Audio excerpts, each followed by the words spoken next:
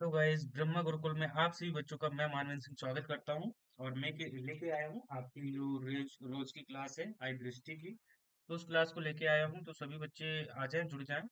और हम regular base पे जो आई दृष्टि है वो हम पढ़ रहे हैं, है ना। तो सभी जो यूपी पीसीएस वाले बच्चे हैं और बीपीएससी वाले बच्चे हैं और आरओ वाले बच्चे हैं, ठीक है। तो यूपी पीसीएस बीपीएससी और आरओ ये सभी बच्चे जुड़ जाएं। और सभी लोग जो जो क्लास ले रहे हैं, तो काफी बच्चे ऐसे हैं कि जो क्लास लेते हैं और वो क्या है, सब्सक्राइब नहीं करते, राइट। अगर आप क्लास लेते हैं तो आप सब्सक्राइब जरूर करें और क्लास को एक बार लाइक करें। अगर जो भी प्रॉब्लम आती है तो एक बार आप कमेंट जरूर करें। इससे क्या है कि चैनल की रीच भी बढ़ेगी और मुझे आपकी प्रॉब्लम भी पता चलेगी कि मैं कितना अच्छा पढ़ा रहा हूँ, या मुझे कुछ कमियां हैं तो जो मैं इम्प्रूव कर सकता हूँ। स्टार्ट करते हैं, ठीक है। तो जो पहला आर्टिकल्स है, आज का आर्टिकल वो है इंडिया टीबी रिपोर्ट्स। जो इंडिया की जो टीबी रिपोर्ट्स है 2024 की, उसके बारे में बात करेंगे। इससे पहले मैं जो आगे का था वो मैं पढ़ा चुका था, अब इससे आगे बढ़ने जा रहे हैं। तो मार्च 2024 में केंद्रीय स्वास्थ्य एवं परिवार कल्याण मंत्रालय द्वारा इंडिया टीबी रिपोर्ट 2024 जारी की गई, ठीक है। इंडिया टीबी रिपोर्ट, एक सेकेंड, हाँ। India TB reports 2000 India TB report 2024 के माध्यम से तपेदिक क्षय रोग, जिसे टीबी बोलते हैं ना, हाँ, के मामले तथा इस रोग को के उन्मूलन की दिशा में हुई प्रगति के संदर्भ में आंकड़े जारी किए गए, ठीक है। अब भारत में क्या है स्कोप रहा है इस चीज का। तो भारत में टीबी के मामले की दर 2015 में कितने 237 प्रति लाख जनसंख्या में थी। मतलब कहने का मतलब कि 237 लोग टीबी के से पीड़ित थे 1 लाख लोग में, ठीक है। से घटकर अब 2022 में जो डाटा आया है तो वो कितना हो गया है, वो 199 हो गया, ठीक है, प्रति लाख पर। ठीक है, प्रति लाख पर 199 हो गया, ठीक है। तो याद रखिएगा, पहले 237 था, ये 2015 का डाटा है। और अब 2022 का जो डाटा आया है तो 199 हो गया है, ठीक है। तो काफी सुधार हुआ है, बट उतना बेटर नहीं हुआ है। जबकि मृत्यु दर 2015 में 28 प्रति लाख जनसंख्या में था जो मृत्यु दर था, ठीक है। मृत्यु दर था, वो था 28 लोगों की मृत्यु थी प्रति लाख में, ठीक है। अब लेकिन जो मृत्यु दर है वो घट के भी काफी कम हो गई है, मतलब ठीक हो गई है। वो जो कि 23 व्यक्ति प्रति लाख हो गई है, ठीक है, इस चीज से रिलेटेड। तो ये चीज में भी काफी सुधार आया, तो आप समझ गए कि टीबी का क्या स्कोप रहा है, ठीक है। केंद्र सरकार ने भारत में टीबी के उन्मूलन के लिए राष्ट्रीय रणनीतिक योजना 2017 से 25 एक योजना बनाई थी। टीबी के उन्मूलन के लिए राष्ट्रीय रणनीतिक योजना, ठीक है, की शुरुआत की है। जिसका उद्देश्य था 2025 तक भारत से टीबी उन्मूलन हेतु कार्य योजना तैयार करना, ठीक है। क्या उद्देश्य था उसका, तो भारत में टीबी उन्मूलन हेतु कार्य योजना तैयार करना। इसके बाद आगे देखेंगे। इसके बाद भारत संयुक्त राष्ट्र सतत विकास लक्ष्यों यूएनएसडीजी, ठीक है, यूएनएसडीजी के अनुसार, ठीक है, के जो लक्ष्य होते हैं कि एक हस्ताक्षरकर्ता के रूप में 2030 तक एसडीजी के समय सीमा के 5 साल पहले अर्थात 2025 में 25 तक, तथा एंड टीबी, हाँ, टीबी लक्ष्यों को प्राप्त करने के लिए प्रतिबद्ध है। तो कहने का क्या मतलब है कि देखो, हर साल तुम्हें पता है कि यूएन क्या करता है, एसडीजी लक्ष्य मतलब रहते हैं सबके, ठीक है। तो जो 2030 का जो एसडीजी लक्ष्य था, ठीक है, क्या कहने मतलब कि भारत ने हस्ताक्षर किए थे कि बस 2030 की एसडीजी समय की सीमा, मतलब 2030 एसडीजी का लक्ष्य 2030 का है, ठीक है, 30 का है। तो उस समय सीमा में भारत ने कहा कि मैं उसे 2025 में टीबी टीबी का जो लक्ष्य प्राप्त करूंगा। जो एसडीजी का लक्ष्य यूएन का 2030 का है, लेकिन भारत ने कहा है कि इसको मैं कंप्लीट करूंगा 2025 में टीबी का, ठीक है। जो भी लक्ष्य था टीबी से रिगार्डिंग कि टीबी को कम से कम जितना किया जा सके, ठीक है। तो ये समझ गए। इसके बाद आगे देखते हैं। हाँ, तो टीबी के बारे में समझ गए, टीबी का मेन मेन पॉइंट क्या है समझने का। तो भारत की रिपोर्ट के अनुसार टीबी की जो है, रिपोर्ट्स में जो जो डाटा है, तो उसको एक बार तुम आपने सबने बच्चों ने समझा होगा। नहीं समझा तो मैं एक बार दोबारा से एकदम अच्छे वे में बता देता हूँ। देखो टीवी में क्या है, तो आपको मैं समझाऊं कि देखो टीवी का जो डाटा आया है इस बार का, तो देखो 2015 का डाटा, 2022 का डाटा, सॉरी 2022 का डाटा। अब इसमें जो 15 का डाटा और 22 के डाटा में क्या अंतर है, तो आपको पता है कि अभी मैंने जस्ट बताया था कि 2015 में जो 1 लाख प्रति लाख व्यक्ति में 237 लोग को क्या होती थी, टीबी हो जाती थी। ठीक है, ये 2015 की रिपोर्ट है। अभी की रिपोर्ट 2022 की रिपोर्ट है कि 199 हो गया वहां पर प्रति लाख व्यक्ति में। ठीक है, ये चीज समझ गए। अब इसी में अगर डेथ रेशियो देखें टीबी से रिलेटेड, तो पहले क्या था कि पहले 28 लोग प्रति लाख मर जाते थे, मतलब डेथ हो जाती थी इससे टीबी से रिगार्डिंग। अब 2022 के डाटा के अनुसार 23 हो गया, 23 लोग प्रति लाख हो गया। ठीक है, इतना समझ गए।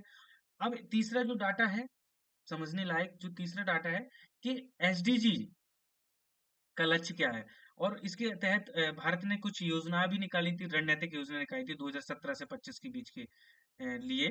ठीक है, और भारत का जो टारगेट है कि 2025 तक टीबी को समाप्त करना है। ठीक है, तो एसडीजी लक्ष्य जो यूएन डिसाइड करता है, ठीक है, यूएन के द्वारा, वो है कि 2030 तक किसको, टीबी को समाप्त करना है। लेकिन भारत ने कहा कि मैं कोशिश करूंगा कि 2025 तक टीबी को समाप्त किया जाए। ठीक है, तो भारत ने उससे 5 साल पहले भी इसको समाप्त करने का लक्ष्य रखा है। ठीक है, समझ गए इस चीज को। आप चलते हैं अगले। तो ये मेन मेन मुख्य बिंदु थे तो जो मैंने बता दिए। एक सेकंड में निकाल लेता हूँ क्वेश्चन को, वो आर्टिकल्स को थोड़ा सा जगह समझाने के लिए छोड़ देता हूँ। देखो, डब्ल्यूएचओ द्वारा कोविनेट का अनावरण किया गया है। कोविनेट क्या है, सबसे पहले तो देखो, डब्ल्यूएचओ द्वारा कोविनेट, इसका अनावरण किया गया मार्च 2024 में विश्व स्वास्थ्य संगठन द्वारा SARS CoV-2 और MERS CoV-V की को उभरते कोरोना विषाणुओं की निगरानी हेतु एक वैश्विक नेटवर्क यथा कोविनेट, ठीक है, कोविनेट का अनावरण किया गया। ठीक है, तो मतलब कहने का मतलब क्या है कि ये कोरोना से रिगार्डिंग, कोरोना से रिलेटेड है। तो मार्च 2024 में विश्व स्वास्थ्य संगठन ने SARS CoV-2, ठीक है, और MERS, देखो SARS CoV-2 और MERS CoV को उभरते कोरोना विषाणु की, ये दो विषाणु हैं, इनके उभरते कोरोना विषाणुओं की वजह से ये वैश्विक नेटवर्क यथा कोविनेट का अनावरण किया है। ठीक है, डब्ल्यूएचओ ने कोविनेट कोरोना विषाणु हेतु एक वैश्विक नेटवर्क है। वैश्विक प्रयोगशाला का यह एक नेटवर्क मानव, पशु और पर्यावरणीय कोरोना विषाणुओं की निगरानी के लिए विशेषज्ञता रखता है। तो कोविनेट क्या करेगा कि कोरोना से रिगार्डिंग सारी जानकारी उपलब्ध कराएगा। ये एक तरीके से वैश्विक नेटवर्क है। ठीक है, और जो कि मानव में हो, पशु में हो या पर्यावरणीय रिलेटेड कोरोना विषाणु की निगरानी में विशेषज्ञता रखता है कोविनेट। ठीक है, कोविनेट का फुल फॉर्म अगर समझा जाए तो ये है corona virus network, corona virus network. ठीक है, तो ये कोविनेट बोला गया है इसको, कोरोना वायरस नेटवर्क। ठीक है, इसके बाद कोविनेट में सभी 6 डब्ल्यूएचओ क्षेत्र में स्थित 21 देशों में 36 प्रयोगशालाएं शामिल हैं। मतलब कोविनेट से में सभी 6 डब्ल्यूएचओ क्षेत्रों में, मतलब डब्ल्यूएचओ के 6 क्षेत्रों में, समझना, डब्ल्यूएचओ के कितने, 6 क्षेत्रों में 21 देशों की कितनी प्रयोगशालाएं काम करेंगी, तो 36 प्रयोगशालाएं काम करेंगी। मतलब डब्ल्यूएचओ के 6 क्षेत्र हैं, ठीक है, और उसमें 21 देश आएंगे, 6 क्षेत्र, 21 देश में है ये 6 प्रयोगशालाएं, वो 21 देशों में 6 हैं डब्ल्यूएचओ के क्षेत्र, और जिसमें 36 प्रयोगशालाओं में प्रयोगशालाएं शामिल हैं, जिनमें 3 भारतीय प्रयोगशालाएं भी शामिल हैं। मतलब 3 ऐसी प्रयोगशालाएं शामिल हैं जो भारत में स्थित हैं। ओके, इसके बाद समझेंगे। कोविनेट की स्थापना प्रथम डब्ल्यूएचओ SARS CoV-2 संदर्भ प्रयोगशाला नेटवर्क द्वारा रखी गई नींव पर आधारित है, जिसे जनवरी 2020 में महामारी के प्रारंभिक चरणों के दौरान स्थापित किया गया था। तो इसको कब स्थापित किया गया था, तो 2020 में स्थापित किया गया था जब महामारी आई थी कोविड। कोविनेट शामिल भारतीय प्रयोगशाला, कौन कौन सी भारतीय प्रयोगशाला शामिल है, तो ये है ट्रांसनेशनल स्वास्थ्य विज्ञान एवं प्रौद्योगिकी संस्थान। कौन सा, ट्रांसनेशनल स्वास्थ्य विज्ञान एवं प्रौद्योगिकी संस्थान। फिर दूसरा है आईसीएमआर, राष्ट्रीय विषाणु विज्ञान संस्थान पुणे। ठीक है, फिर उसके बाद CSIR, राष्ट्रीय पर्यावरण अभियांत्रिकी अनुसंधान संस्थान। तो देखो, ट्रांसनेशनल वाली है ट्रांसनेशनल स्वास्थ्य विज्ञान एवं प्रौद्योगिकी संस्थान, पहला हो गया। दूसरा है कौन सा, ICEMR, पुणे वाला, मतलब पुणे में है जो। ठीक है, इसके बाद है CSIR, ये तीनों शामिल की गई। ठीक है, इसके बाद आगे आगे देखते हैं कोविनेट की और की।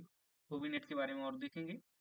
हम्म, कोविनेट का उद्देश्य कोरोना विषाणुओं के विरुद्ध वैश्विक निगरानी और प्रतिक्रिया क्षमता को बढ़ाना है। कोविनेट का उद्देश्य क्या है? कोरोना विषाणु के विरुद्ध वैश्विक निगरानी, जो कोरोना विषाणु है उसके लिए वैश्विक निगरानी और प्रतिक्रिया क्षमता को बढ़ाना है।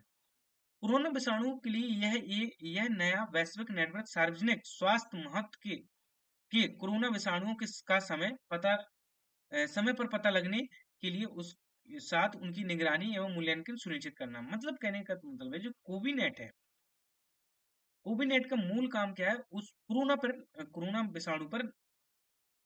विषाणु पर क्या करना? निगरानी करना एक तरीके से। ठीक है, निगरानी मतलब होने से पहले पता चलना कि किसको कोरोना हो रहा, क्या चीज है। तो ये कोविनेट काम करेगा उस चीज पे। ठीक है, कोविनेट का काम क्या है? तो इसके लिए भारत के 3 संस्थान काम कर रहे हैं। तो आपको तीनों मैंने बताया, CSIR है, ICMR है, या फिर ये कौन है, क्या नाम उसको, अभी मैंने ऊपर बताया था, हाँ, ट्रांसनेशनल स्वास्थ्य विज्ञान।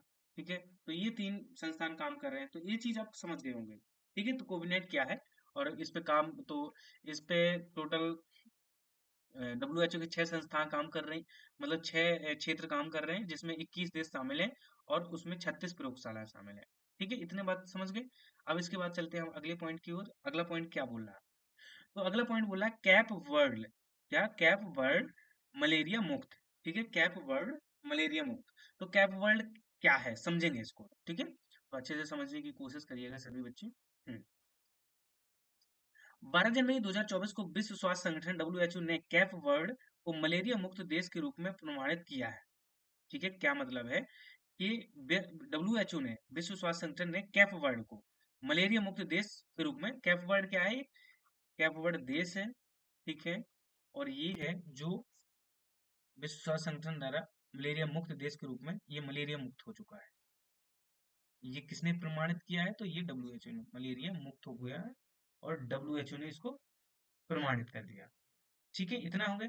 अब तक कुल 43 देशों एवं एक क्षेत्र को मलेरिया मुक्त के रूप में प्रमाणित किया गया। तो अभी तक टोटल 43 देश मलेरिया मुक्त हो चुके हैं और एक क्षेत्र है। इतने क्या होंगे? ये मलेरिया मुक्त हो चुके हैं। ठीक है, कैप वर्ड WHO अफ्रीकी क्षेत्र में मलेरिया मुक्त के रूप में प्रमाणित होने वाला तीसरा देश है। कहने का मतलब कि जो कैप वर्ड है WHO अफ्रीका क्षेत्र में, अफ्रीका का ये तीसरा क्या है? तीसरा देश है जो मलेरिया मुक्त हुआ है, अफ्रीका का, WHO द्वारा।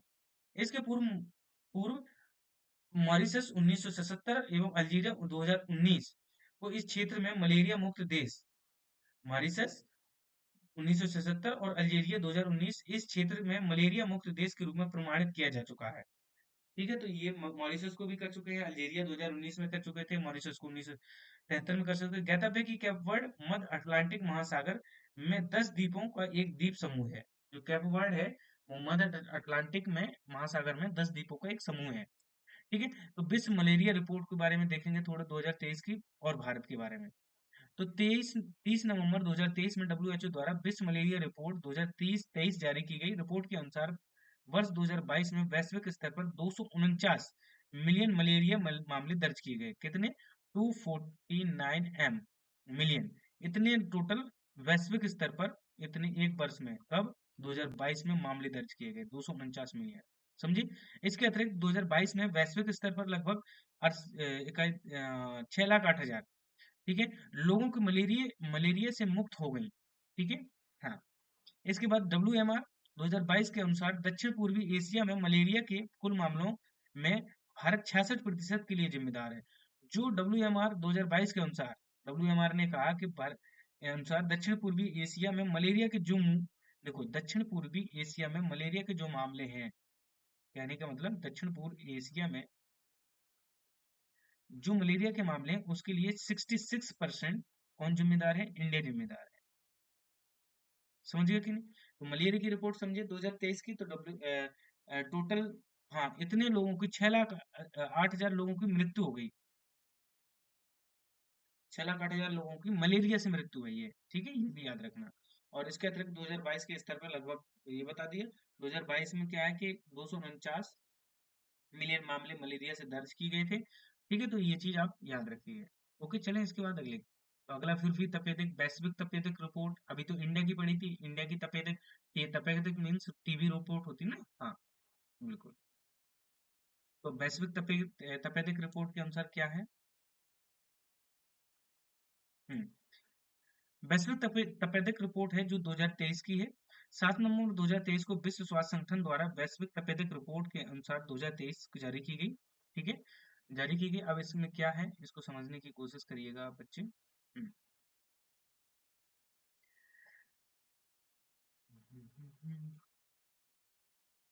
इस रिपोर्ट के अनुसार 192 देशों एवं एवं क्षेत्रों, वैश्विक जनसंख्या के 99 से अधिक की टीबी मामलों के आंकड़ों आधारित, मतलब कितने, बता देता हूँ। 192 देश हैं और क्षेत्र हैं, ठीक है, सारे हैं, जिसमें से 99% जनसंख्या कवर हो जाती है, उनका मामला, उनके आंकड़े दर्शाए गए इसमें।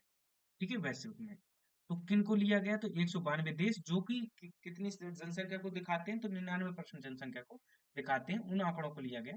रिपोर्ट के अनुसार कोरोना वायरस बीमारी के बाद विश्व की एक संक्रामक कारक से होने वाली मृत्यु के मामले में टीबी दूसरा प्रमुख कारण है। वर्ष 2022 में विश्व स्तर पर टीबी से ग्रसित हुए लोगों की संख्या 7 मिलियन है। 2022 में कितने मिलियन लोग टीबी से ग्रसित हुए हैं? तो 7.5 मिलियन, 7.5 मिलियन लोग क्या है, टीबी से ग्रसित हैं। विश्व स्वास्थ्य संगठन ने वर्ष 1995 में प्रारंभ की गई वैश्विक टीबी निगरानी के बाद टीबी से पीड़ित लोगों की यह उच्चतम जनसंख्या है। ठीक है, वर्ष 2022 में टीबी के कारण अनुमानित 1.30 मिलियन लोगों की मृत्यु हो गई। तो कितने मिलियन लोग मारे गए? तो 1.30 या 30 मिलियन लोग की मृत्यु हो गई। ठीक है, इतनी बात समझे। वैश्विक रिपोर्ट देख रहे हैं ना हम लोग। हाँ, इसके बाद वर्ष 2022 में विश्व स्तर पर अनुमानित टीबी प्रसार दर 133 थी। ठीक है, प्रति वर्ष 1 लाख में। तो फिर मतलब फिर जो विस्तार दर थी, ठीक है, टीबी पर 133 लोगों को प्रति लाख में क्या होती थी, टीबी होती थी। ठीक है, ये दर थी। और मैंने इंडिया की आपको दर बताई थी। ठीक है, तो वो भी आप याद रखिएगा। पूरे विश्व में टीबी के 2/3 मामले निम्न 8 देशों में से है। भारत में 27% टीबी के मामले हैं, इंडोनेशिया में 10, चाइना में 7, तो मतलब समझ, सबसे ज्यादा भारत में है। पाकिस्तान में 5, नाइजीरिया में 4, बांग्लादेश में 3 और लोकतंत्र गणराज्य में 3। सोचो, ये 2/3 मामले का जिम्मेदार तो यही 8 देश हैं। सोच रहे कि नहीं? और जिसमें भारत टीबी पूरे वैश्विक स्तर पर 27% जिम्मेदार है। सोचो, ये बहुत इंपॉर्टेंट पॉइंट है। चाइना इसी चीज के लिए 7% जिम्मेदार है। सॉरी, हाँ, चाइना 7% है। इससे पहले इंडोनेशिया है ना, जो कि 10% है ना, फिर फिलीपींस है, फिर पाकिस्तान है, 7, 7, 5, इस तरीके से, है ना। तो इस तरीके से ये चीज याद रखिएगा। तो ये बहुत गंदी रिपोर्ट है, मतलब गंदे तरीके से भारत के लिए, कि भारत में टीबी का जो स्तर है वो बहुत ज्यादा है ना। 22 दिसंबर 2023 को तपेदिक पर राष्ट्र की दूसरी उच्च स्तरीय बैठक का आयोजन किया गया। मतलब 22 सितंबर 2023 को तपेदिक से रिगार्डिंग, टीबी से रिगार्डिंग यूएन की जो दूसरी उच्च बैठक हुई है, उच्च स्तरीय बैठक हुई है। इसको समझने की कोशिश करेंगे। ज्ञातव्य है कि संयुक्त राष्ट्र द्वारा तपेदिक पर पहली उच्च स्तरीय बैठक 2018 में आयोजित की गई थी। तो मतलब पहली बैठक जो इसके बारे में थी वो 2018 में बुलाई गई थी। अब दूसरी बैठक 2023 में की गई, उच्च स्तरीय रिगार्डिंग। वर्ष 2027 तक टीबी उपचार कवरेज का लक्ष्य 99% है। मतलब 2027 का लक्ष्य क्या है, कि इसका जो हम 2027 तक इसको हमेशा के लिए टीबी को समाप्त कर देंगे, 90% समाप्त करने कर देंगे। ठीक है, इसके बाद अर्थात 5 वर्ष की अवधि में वैश्विक रूप से 45 मिलियन लोगों को इसके तहत आच्छादित किया गया, जिसमें 4.5 मिलियन बच्चे शामिल हैं। मतलब कहने का मतलब 45 मिलियन लोगों को, अर्थात 5 वर्ष की अवधि में 2023 से 27 में वैश्विक रूप से 45 मिलियन लोगों को इसके तहत आच्छादित किया गया। मतलब 45,000, वो 45 मिलियन लोगों को बोला गया कि इससे, मतलब इससे रिगार्डिंग इन्हें बताया गया, जिसमें से 4.5 मिलियन बच्चे तो वो हैं जो बच्चे हैं। ठीक है, मिलियन बच्चे हैं। मतलब 45 मिलियन सब एक साथ सबको लिया गया, जिसमें 4.5 मिलियन तो बच्चे हैं, इनको आच्छादित किया गया। रिपोर्ट के अनुसार 2022 में वैश्विक स्तर पर टीबी की सर्वाधिक मामले भारत में 27% भी दर्ज किए गए। तो 2022 में कितने प्रतिशत? 27%। आपको बताना है कि वैश्विक स्तर पर सबसे ज्यादा टीबी के मामले कहाँ दर्ज किए गए, तो वो भारत में दर्ज किए गए, वो भी 27। ओके। इसके बाद अगले पॉइंट को पढ़ने की कोशिश। ध्यातव्य है कि 9 दिसंबर 2022 को भारत की राष्ट्रपति द्रौपदी मुर्मू द्वारा प्रधानमंत्री टीबी मुक्त भारत अभियान का शुभारंभ किया गया। प्रधानमंत्री टीबी मुक्त भारत अभियान का शुभारंभ किया गया। भारत सरकार 2000 वर्ष 2025 तक टीबी उन्मूलन लक्ष्य निर्धारित किया गया। भारत सरकार द्वारा 2025 का रखा गया उन्मूलन के लिए। जो टीबी उन्मूलन के विषय, टीबी उन्मूलन के वैश्विक, तो सॉरी, लक्ष्य वर्ष 2030 तक से भी 5 कम है। मतलब कहने का मतलब एसडीजी से, अभी मैंने बताया था एसडीजी से भी 5 कम है, क्योंकि एसडीजी का लक्ष्य 2030 का है, और 30 का है, और भारत का लक्ष्य जो है 2025 का है। ठीक है, इस चीज को बताया गया। प्रधानमंत्री टीबी मुक्त अभियान भारत अभियान के तहत निक्षय मित्र पहल के माध्यम से टीबी मरीजों को गोद लिया गया, जिससे उनकी देखभाल और इलाज में सहायता हो सके। निश्चय का अभिप्राय टीबी को समाप्त करने का से है। तो निश्चय का क्या है? नी एंड या निश्चय उसका है टीबी को समाप्त करने से। ठीक है, ये चीज समझ गए होंगे जितना बताया। ठीक है, तो इसके बाद अगले टॉपिक को देखेंगे। देखो, ये अक्टूबर 2023 का क्वेश्चन है, ना भी पढ़ोगे तो चल जाएगा, लेकिन मैं ऐसे मोटा मोटा जल्दी जल्दी बता दे रहा हूँ। ठीक है, तो हाँ, इसको समझ लेते हैं। भारतीय पोल्ट्री भारतीय पोल्ट्री क्षेत्र एवियन इन्फ्लुएंजा से मुक्त। ठीक है, कहने का मतलब है कि 13 अक्टूबर 2023 को पेरिस, फ्रांस में विश्व पशु स्वास्थ्य संगठन द्वारा भारत पोल्ट्री क्षेत्र के अत्याधुनिक रोगजनक एवियन इन्फ्लुएंजा से मुक्त होने वाला भारत की 100 घोषणा को मंजूरी प्रदान की गई। मतलब कहने का मतलब है कि भारतीय पोल्ट्री क्षेत्र एवियन इन्फ्लुएंजा से मुक्त है। ठीक है, 13 दिसंबर 2023 को फ्रांस या पेरिस में विश्व पशु स्वास्थ्य संगठन WOAH द्वारा भारतीय पोल्ट्री क्षेत्र के अत्यधिक अत्यधिक रोगजनक एवियन इन्फ्लुएंजा HPAI से मुक्त होने वाला भारत की 100 घोषणा की मंजूरी प्रदान की गई। विश्व पशु स्वास्थ्य संगठन द्वारा यह मंजूरी विश्व अंडा दिवस के अवसर पर की गई थी। कब की गई थी? विश्व अंडा दिवस। भारत अब अत्यधिक संक्रमक एवियन इन्फ्लुएंजा या वर्ल्ड फ्लू से मुक्त हो गया है। ठीक है, एवियन इन्फ्लुएंजा या वर्ल्ड फ्लू एवियन या इन्फ्लुएंजा, ठीक है, फ्लू प्रकार का ए विषाणु के संक्रमण के कारण होने वाली बीमारी को संदर्भित करता है। तो ये मतलब एक तरीके से क्या है कि इससे मुक्त हो चुका है, तो उसके रिगार्डिंग बताया कब हुआ है। तो ये विश्व स्वास्थ्य संगठन ने इसको मंजूरी कब दी थी? तो जब विश्व अंडा दिवस था, उस टाइम इसको विश्व स्वास्थ्य संगठन ने मंजूरी दे दी। तो आज के लिए इतना ही टॉपिक। देखो अगला जो टॉपिक है, सॉरी एक सेकंड हो गया, हाँ, अगला जो टॉपिक है वो है पर्यावरण से रिलेटेड। ठीक है, तो अगला हम पर्यावरण से रिलेटेड टॉपिक पढ़ेंगे। हाँ, रामसर स्थल वगैरह सारे सारी चीजें देखते चलेंगे एक एक करके, फिर रक्षा विज्ञान पढ़ेंगे। हाँ, तो इतना तो समझ गए कि भारतीय पोल्ट्री क्षेत्र एवियन इन्फ्लुएंजा। रिवीजन कर लेना सभी बच्चे। ओके, आज की क्लास को यहीं पे समाप्त करते हैं। और सभी बच्चों ने जो जो क्लास कर रहे हैं अपने दोस्तों को शेयर कर रहे हैं, जो पीसीएस बीपीएससी है आरओ के रिगार्डिंग तैयारी करते हैं, तो जरूर इस क्लास को करें। ओके, आज के लिए इतना ही, मिलते हैं अगली क्लास में। Okay everyone, bye bye, take care.